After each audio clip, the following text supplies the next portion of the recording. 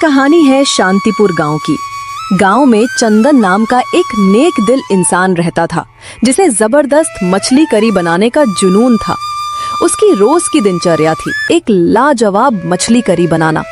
जब उसकी खास करी तैयार हो जाती तो चंदन गांव के चौक पर अपना ठेला लगाता और गांव वालों को केवल 10 रुपए में पेट भर कर मछली करी खिलाता था। ये एक रहस्य है या फिर कुछ और?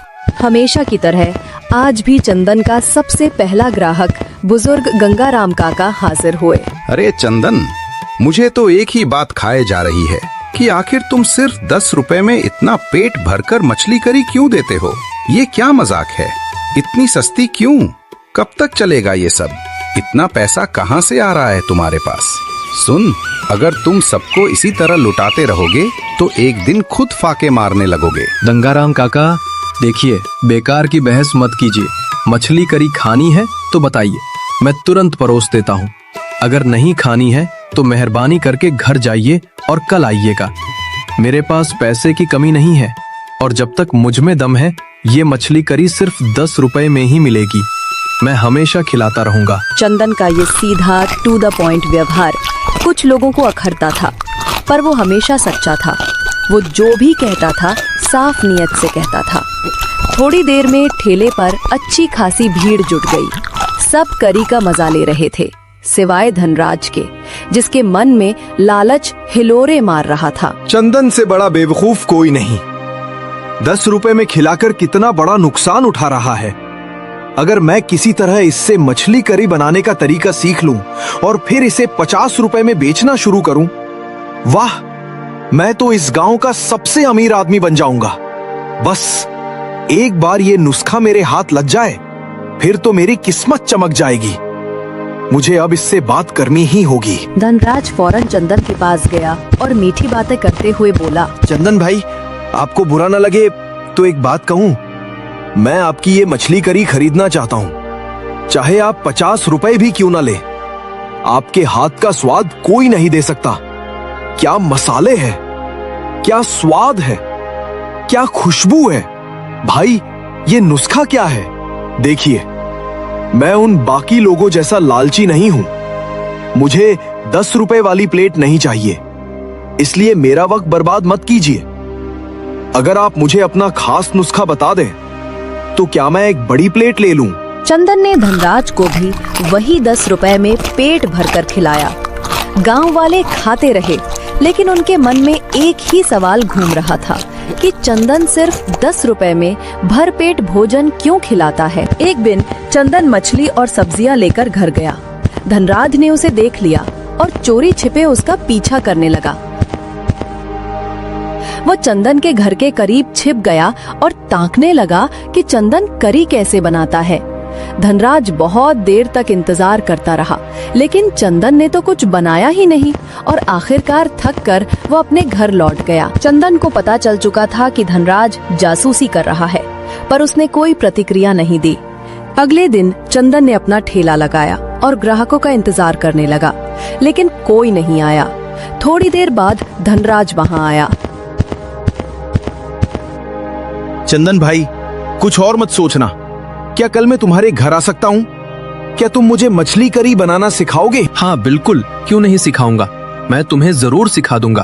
बस तुम भी मेरी तरह गांव वालों को सिर्फ 10 रुपए में पेट भरकर खिलाना। कल मेरे घर आ जाना, मैं तुम्हें पूरी विधि सिखा दूंगा। नहीं, 10 रुपये में तो मैं बिल्कुल नहीं खिलाऊंगा। माफ करना, मैं 10 रुपये में बेचकर अपना नुकसान कराने जितना लालची नहीं हूँ। ठीक है, मैं जा रहा हूँ और कल आता हूँ। इसके बाद गांव वाले आए और हमेशा की तरह करी का आनंद लिया। तभी एक अनजान आदमी दूसरे गांव से आया। क्या सच में ये मछली करी सिर्फ 10 रुपए में पेट भरकर मिलती है? मैंने सुना था कि यहाँ कोई आदमी सिर्फ 10 रुपए में भरपेट खाना खिलाता है। क्या ये बात सही है? हाँ, आप सही जगह आए हैं।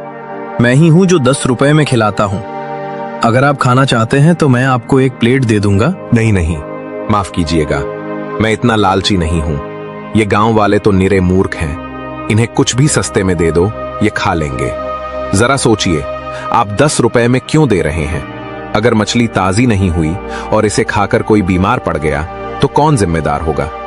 क्या आपने कभी अपने बीवी बच्चों के बारे में सोचा है? नहीं, आप गलत सोच रहे हैं। मैं रोज बाजार से सबसे ताजी मछली लाता हूँ, उन्हें अच्छी तरह साफ करता हूँ और फिर पकाता हूँ।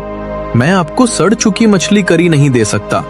मैं आपको जानता हूँ, आप गांव वालों को भड़काकर उन्हें नुकसान पहुंचाना चाहते हैं। अगर गांव वाले मेरी बात नहीं मानेंगे तो उन्हें बाद में पछताना पड़ेगा। मेरी बात मानकर कल मेरी दुकान पर मत आइएगा। वह आदमी ये सब कहकर अपने गांव चला गया। गांव वाले मछली करी खाकर अपने घर चले गए। चंदन भी घर आकर आराम करने लगा और सोचने लगा, ये कैसी दुनिया है? अगर किसी का भला करो तो वो बुराई करता है। मैं इतनी ताजी मछली करी सिर्फ 10 रुपए में खिलाता हूँ, फिर भी लोग मुझ पर शक कर रहे हैं। मैं इन्हें अपना राज कैसे बताऊं? अगली सुबह चंदन बाजार गया तो देखा कि एक बोर्ड लगा हुआ है जिस पर लिखा है कि चंदन सड़ी हुई मछली करी खिलाता है। चंदन वहीं रुक गया। तभी उसका दोस्त रमेश वहां आया। चंदन भाई, कहाँ हो और इतने मायूस क्यों हो? क्या हुआ है? हाँ रमेश भाई, मैंने अभी अभी ये बोर्ड देखा है। अब तुम ही बताओ रमेश, क्या मैं सच में सड़ी मछली करी खिलाता हूँ? नहीं नहीं, मैंने तो खुद अपनी आंखों से देखा है। देखो, अगर वो आदमी गांव वालों को भड़का रहा है तो गांव वालों को उसकी बात माननी ही पड़ेगी। और आज के जमाने में नेक काम करना बहुत मुश्किल है। अगर तुम किसी का भला करते हो तो दूसरा हमेशा बुरा ही सोचेगा। हाँ रमेश, तुम बिल्कुल सही कह रहे हो। देखते हैं कौन आता है और कौन नहीं। अगर वे आते हैं तो ठीक है, अगर वे नहीं आते हैं तो भी ठीक है। मैं अपना काम करता रहूंगा। अच्छा रमेश, मैं अब बाजार जा रहा हूँ। ये कहकर चंदन बाजार गया। चंदन बाजार से मछलियाँ और मसाले ले आता है। उसने सोचा कि अगर रमेश की बातें सच हुई तो उसकी सारी मछली बर्बाद हो जाएगी। चंदन मन ही मन में सोचता है, आज थोड़ी कम करी बनाऊं? नहीं, मैं तो पूरी बनाऊंगा और उसे लेकर जाऊंगा, नहीं तो मछली खराब हो जाएगी। चंदन ने करी बनाई और ठेला लेकर चौराहे पर खड़ा हो गया। वो इंतजार करता रहा पर कोई नहीं आया। चंदन निराश हो गया। थोड़ी देर बाद रमेश आया और करी खाई। चंदन भाई, तुम मेरे सच्चे दोस्त हो। गांव वाले आए या ना आए, मैं हर हाल में तुम्हारी दुकान पर आता रहूंगा। मुझे लगता है कि गांव वाले उन अफवाहों पर विश्वास कर रहे हैं। अब कोई दुकान पर नहीं आएगा। हमें अब किसी दूसरे गांव में जाने के बारे में सोचना चाहिए। भाई चंदन, तुम्हें बुरा ना लगे तो क्या मैं एक बात कहूं? वैसे भी तुम्हारी मछली करी खराब हो जाएगी, तो क्यों ना तुम ये सारी करी मुझे दे दो। मैं इसे अपने परिवार को खिलाऊंगा। हाँ, क्यों नहीं, ले जाओ रमेश, मैं इसका क्या करूंगा। चंदन ने सारी करी रमेश को दे दी और घर आकर सो गया। अगली सुबह चंदन बाजार गया। गंगाराम काका वहाँ आए। बेटा, आज मछली मत बेचो, क्योंकि गांव के मुखिया को सारी बात पता चल गई है और वो शाम तक एक बैठक बुलाएंगे। तुम्हें उस बैठक में जरूर आना होगा। मेरी मानो, घर चले जाओ। नहीं काका, मुझे तो मछली बेचनी ही है। अगर मुखिया मुझे आज बुलाते हैं तो मैं आज ही सबको सच बताऊंगा। उनसे कहिए कि बैठक कल रखे। अगर वे मेरी बात मानते हैं तो ठीक है, क्योंकि मैं अपनी करी का रहस्य कल ही बताऊंगा। अगर वे नहीं मानते हैं तो मैं ये गांव छोड़कर किसी और गांव चला जाऊंगा। चंदन मछली बेचने लगा। तभी 2 आदमी चंदन के पास आए। चंदन, पंचायत में एक जरूरी बैठक है, तुम्हें बुलाया गया है। चंदन फौरन अपना सामान समेटकर बैठक में गया। चंदन, क्या चल रहा है? तुम क्या कह रहे हो कि तुम सिर्फ 10 रुपए में पेट भरकर खिलाते हो? गांव वालों को लग रहा है कि तुम सड़ी हुई करी खिलाकर उनकी जमीनें हड़प लोगे। नहीं नहीं मुखिया जी, मैं लालची नहीं हूँ। मैं लगभग 2 साल से 10 रुपए में खिला रहा हूँ। अगर कोई एक भी आदमी यह कह दे कि वह मेरी करी खाकर बीमार पड़ गया है तो मैं आज ही अपना भर उसके नाम कर दूंगा। ठीक है, तुम सच बोल रहे हो, लेकिन अगर तुम ईमानदार हो तो तुम बाकी लोगों की तरह 50 रुपए में क्यों नहीं बेचते? तुम 10 रुपए में ही क्यों खिलाते हो? हाँ चंदन, तुम आज अपना राज बताओ। तुम 10 रुपए में पेट भरकर क्यों खिलाते हो और तुम्हारे पास इतना पैसा आता कहाँ से? गांव वालों की बातें सुनकर चंदन ने कहा, गांव वालों सुनो, तुम्हारे पास सिर्फ 2 रास्ते हैं। पहला, अगर मैं जीतता हूँ तो मैं 10 रुपए में करी खिलाऊंगा। दूसरा, अगर तुम जीतते हो तो भी मैं 10 रुपए में ही करी खिलाऊंगा। अब बताओ, तुम झगड़ा करना चाहते हो या मछली करी खाना चाहते हो? गांव वाले कुछ देर चुप रहे। तभी एक आदमी ने कहा, हम 10 रुपए में मछली करी खाना चाहते हैं और हम इस करी का राज जानना चाहते हैं कि तुम 10 रुपए में क्यों खिलाते हो। ये सुनकर चंदन ने तुरंत गांव वालों को अपनी पूरी कहानी बताई। सुनो, करीब 5 साल पहले की बात है।